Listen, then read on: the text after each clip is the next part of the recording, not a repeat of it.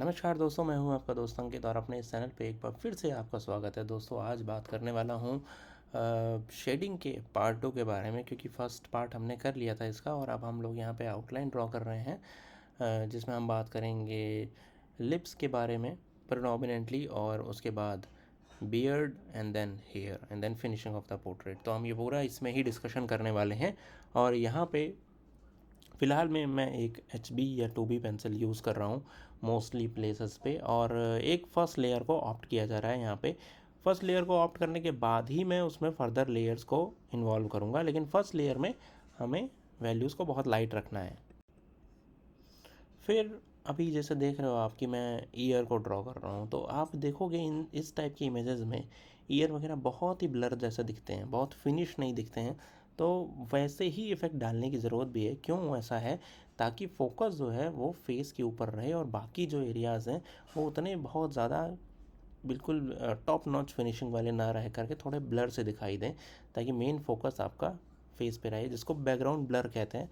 उसी तरीके से बाकी सारे फीचर्स को थोड़ा ब्लर रखते हैं। अब यहाँ जो बियर्ड है उसके टेक्सचर को, उसके जो हेयर हैं उनके टेक्सचर को मैं आइडेंटिफाई करने की कोशिश किया हूँ, बट अभी उसको हमने फिनिश नहीं किया। अब हम आ गए वापस से लिप्स पे। तो यहाँ थोड़ी कूद कूद के ड्राइंग हो रही है, अब लिप्स पे आ गए हैं। और इसी तरह से अगर आपको मेरे से गहराई से ड्राइंग सीखनी है तो मेरी स्किल शेयर क्लास को ज़रूर ज्वाइन करो। बिगनर्स के लिए बताया है कि बिगनर्स को कैसे ड्रॉ करना चाहिए, बिगनिंग से बताया है इसके बारे में। तो एक बार ज़रूर जाओगे ज्वाइन करना, नीचे डिस्क्रिप्शन बॉक्स में उसका लिंक है। अब आ जाते हैं क्लास में वापस। तो अभी मैं ब्रश को यूज़ कर रहा हूँ, और ब्रश को यूज़ करके मैं देख रहे हो आप किस तरीके से मैं वैल्यूज़ को थोड़ा लाइट कर रहा हूँ। और बियर्ड हो गया या जैसे लिप्स हो गया, लिप्स में खासकर एक लाइटर वैल्यू होना ज़रूरी है, तो वही मैंने अभी किया है। और जैसे ज्वेलरी पार्ट है, वो पार्ट तो आपको मुझे लगता है कि आप बहुत अच्छी तरीके से कर पाने में सफल होते हो। हालांकि कई बार लोग पूछते भी हैं, तो उसको भी अभी हम यहाँ पे कवर अप करेंगे। अब हम आ गए हैं बियर्ड में, और बियर्ड में वैल्यूज़ को बहुत डार्क कर रहा हूँ। अभी देखो 6B पेंसिल मैंने डायरेक्ट यूज़ करना शुरू कर दी है। ये जो पेपर है वो थोड़ा रफ टेक्सचर्ड पेपर है, तो जब हम इसको डार्क करते हैं ना, तो वैल्यूज़ बहुत अच्छे से निकल के आएंगे जब हम इसको ब्लेंड करेंगे। तो अभी फ़िलहाल जो है, अभी इसको हम ब्लेंड नहीं कर रहे हैं।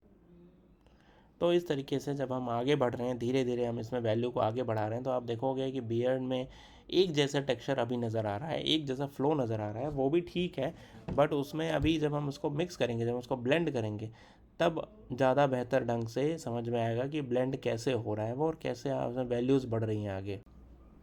तो जैसे ही हमने इसमें ब्रश को यूज़ करना शुरू किया है, तैसे ही आप देखोगे, जैसे और तैसे आप देखोगे कि कैसे ये ब्लेंड हो रहा है, कितनी आसानी के साथ ये मिक्स हो जा रहा है पेपर में, और बहुत ज़्यादा एफर्ट नहीं लगाने पड़ रहा है। यही खासियत है। थोड़ा रफ टेक्सचर्ड पेपर अगर आप लेते हो, रफ कार्ट्रिज पेपर आप लेते हो, तो इस तरह से आपको अच्छे रिजल्ट्स मिलेंगे।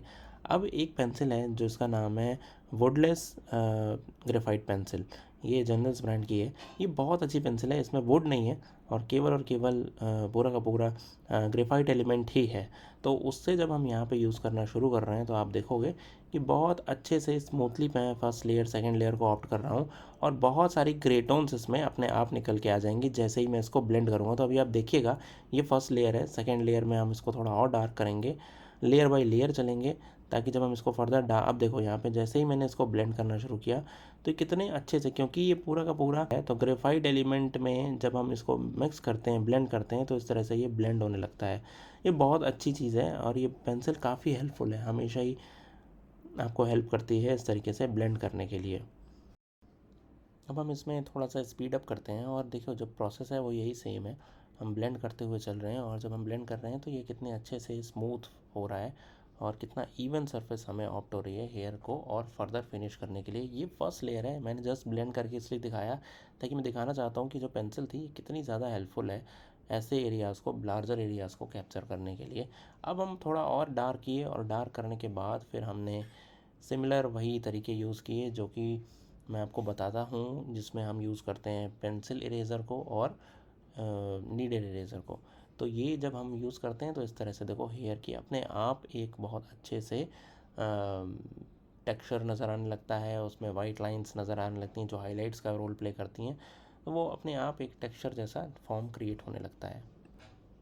और ऐसा बिल्कुल ज़रूरी नहीं है कि आपके पास नीडेड इरेज़र हो तो ही काम होगा। यहाँ पे देखो नॉर्मल इरेज़र है, उससे भी मैं बड़े बड़े एरियाज़ को अपने इकट्ठे ही कैप्चर कर रहा हूँ। तो आप नॉर्मल इरेज़र को भी छोटे छोटे पोर्शन में कट करके उसको भी नीडेड इरेज़र या पेंसिल इरेज़र जैसा यूज़ कर सकते हो। पेंसिल इरेज़र जैसे तो एटलीस्ट कर ही सकते हो, क्योंकि उसमें इसमें डस्ट एलिमेंट क्रिएट होगा।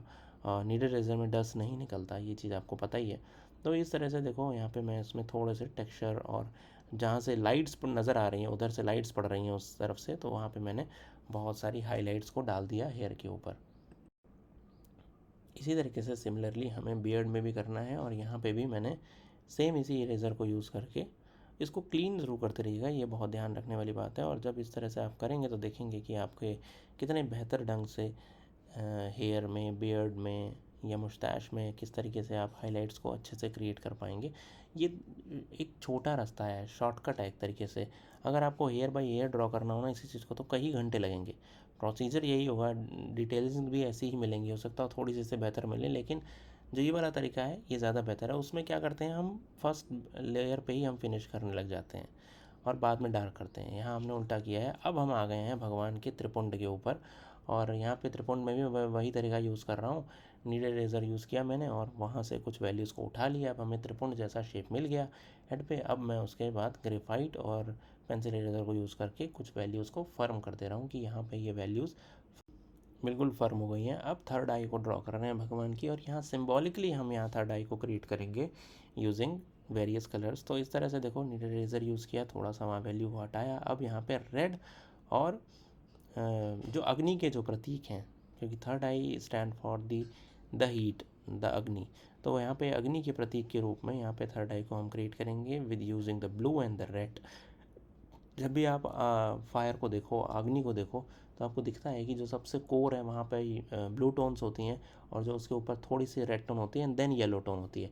तो वही जो कोर है अग्नि का, ब्लू एंड रेड, तो मैंने वहाँ वो यहाँ पे थोड़ा सिंबलाइज करने की कोशिश की है।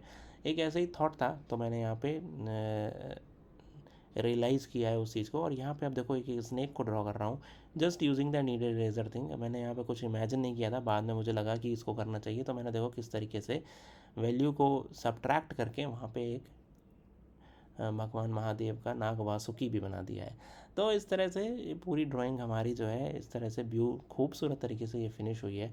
और जो ओरिजिनल रेफरेंस में नहीं भी था वो भी हमने यहाँ पे अचीव किया है। और ये ज़रूरी है, भगवान के साथ हमेशा उनका in the form of Naga एक न एक गले में हमेशा ही रहेगा, नाग वासुकी के फॉर्म में। और यहाँ पे सिमिलरली एक चंद्रमा, ठीक है, तो वो चंद्रमा भी हम यहाँ बना रहे हैं। ये दूज का चंद्रमा है, मतलब सेकेंड डे का चंद्रमा होता है हमेशा। तो जब चंद्रमा उगता है तो उसके सेकंड डे पे जैसा दिखता है आपको, सेकंड नाइट में वैसा चंद्रमा है। तो ये इस तरह से फिनिश हुआ है। मुझे उम्मीद है कि ये पसंद आया होगी वाली ड्राइंग। और इसके रिगार्डिंग कोई क्वेरी हो तो कमेंट बॉक्स में ज़रूर पूछ सकते हो। उस पर देख सकते हो जो टेक्सचर नज़र आ रहा है पेपर का, वही इसकी खूबसूरती में थोड़े चार चांद लगाता है। जैसे जैसे कि ये एक चंद्रमा जो भगवान महादेव के सर पे विराजित है। तो I hope you like it friends. इसके रिगार्डिंग कोई क्वेरी हो तो कमेंट बॉक्स में पूछ सकते हो। फिनिश ड्राइंग इस तरीके की है। प्लीज़ सब्सक्राइब कीजिएगा चैनल को। Thank you so much, bye, take care.